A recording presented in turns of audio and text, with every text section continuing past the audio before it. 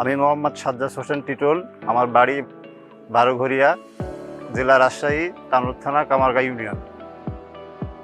আমি একজন আলু চাষি। গত 10 বছর ধরে আলু চাষ করে আসছি।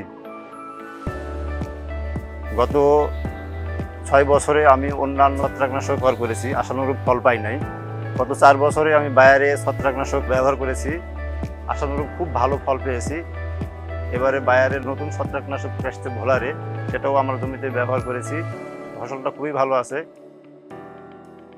আমার আশেপাশে যারা ভোলারে ব্যবহার করে নাই, তাদের জমিটা অনেক মড়ক লেগেছে, তাদের জমিটা নষ্ট হয়ে গেছে। আশানুরূপ আস্থা রাখছি এবারও ভালো ফলন পাবো, এবং আমি বায়ারের প্রতি খুব আস্থাশী। ধন্যবাদ বায়ার আলু চাষিদের জন্য এমন একটা কার্যকারী ছত্রাকনাশক এনে দেওয়ার জন্য। আলুর সুরক্ষায় ভোলারে, চাষি লাভবান ফলনে।